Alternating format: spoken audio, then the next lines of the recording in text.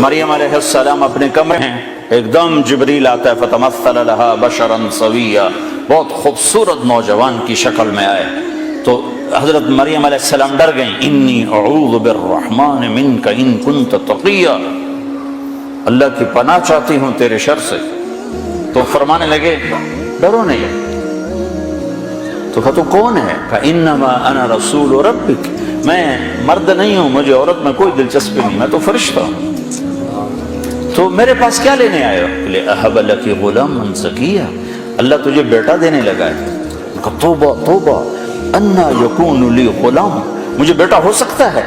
لم یمسسنی بشر، میری شادی کوئی نہیں، ولم اکو بغیا، میں بد کردار غلط عورت نہیں ہوں۔ بیٹا ہونے کے دو راستے ہیں، ایک صحیح شادی وہ میری ہے نہیں، ایک غلط زنا وہ میں کر نہیں سکتی، تو مجھے بچہ کیسے ہوگا؟ قال کذالک، کہا بہت آسان، قال ربک،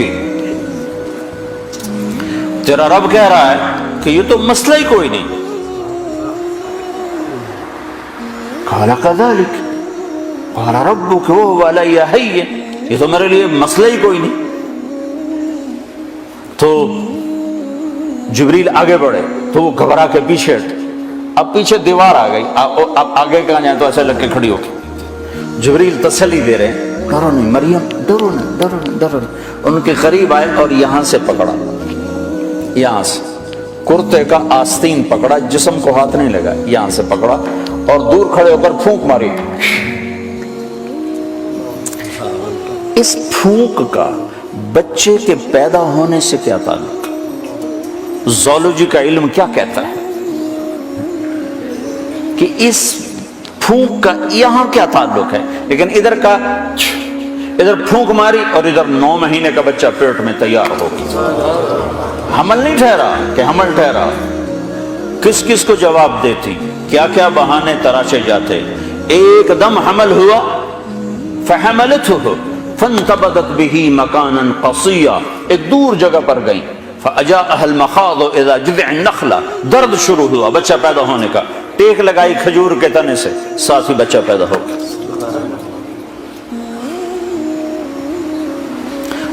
پھر کہنے لگی یا لیتنی مت قبل هذا وکنت نسیا منسیا، کاش میں اس واقعے سے پہلے مر گئی ہوتی، لوگ مجھے بھول جاتے، میرا بھولنا بھی بھول جاتے، اب کس منہ سے شعر جاؤں، کس کس کو کیا کیا جواب دوں۔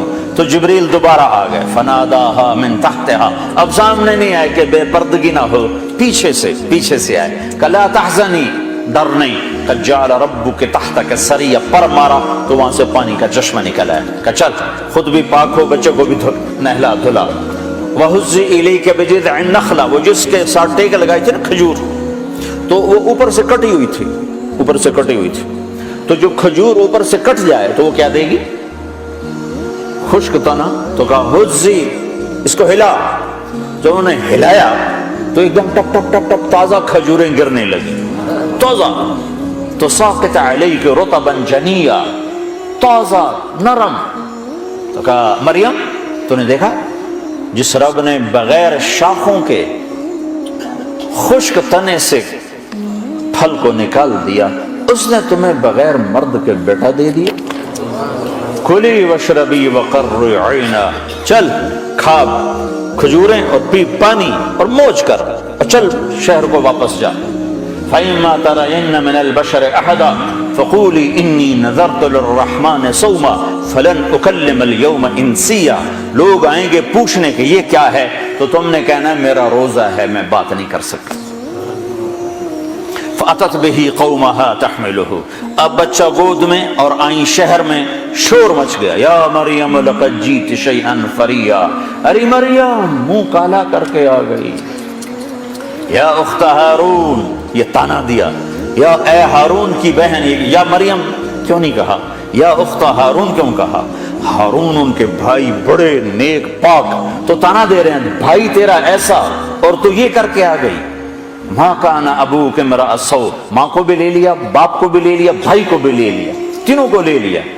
تو ماں کان ابوک امرأ سوء، تیرا باپ تو ایسا نہیں تھا، وما کانت امک بغیہ، تیری ماں تو ایسے نہیں تھی، تو نے کیا کیا؟ تو نے ایسے کیا، ہونٹوں پہ انگلی رکھی، اب یوں کیا تو سارے غصے میں آ گئے، کہنے لگے کیف نکلم من کان فی المہد صبیا، اس بچے سے کیسے بات کریں؟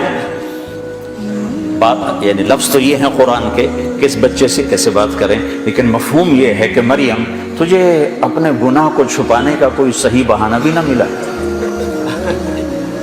اصل مقصد یہ ہے کہ تمہیں گناہ کو چھپانے کا بہانہ بھی نہ ملا، تو کہتی میرا نکاح ہے، چپکے سے حضرت زکریا نے کر دیا، کہہ رہی بچے سے بات کرو، گناہ چھپانے کا بھی تو طریقہ سیکھ۔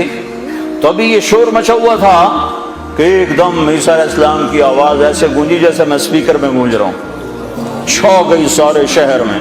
قال انی عبد اللہ آتانی الکتاب وجعلنی نبیا وجعلنی مبارکا اینما کنت واوصانی بالصلاة والزکاة ما دمت حیا وبرا بوالدتی ولم یجعلنی جبارا شقیا والسلام علی یوم ولدت ویوم اموت ویوم ابعث حیا ذلک عیسی ابن مریم، یہ ہے مریم کا بیٹا عیسیٰ، یہ اللہ کا بیٹا نہیں ہے، یہ مریم کا بیٹا ہے۔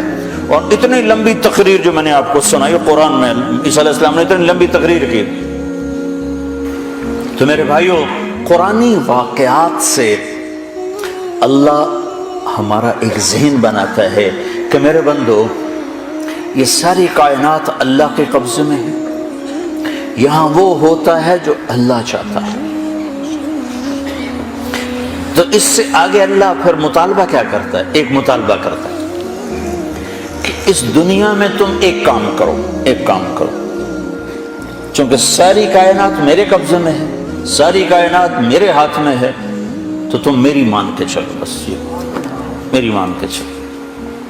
جس زمین پر چلتے ہوئے اللہ نے بنائی ہے، اس پر پاکیزہ بن کے چلو، اس کو زنا کا اڈا نہ بناؤ، اسے جوے شراب کا اڈا نہ بناؤ، اسے قتل و غارت کے اڈے نہ بناؤ۔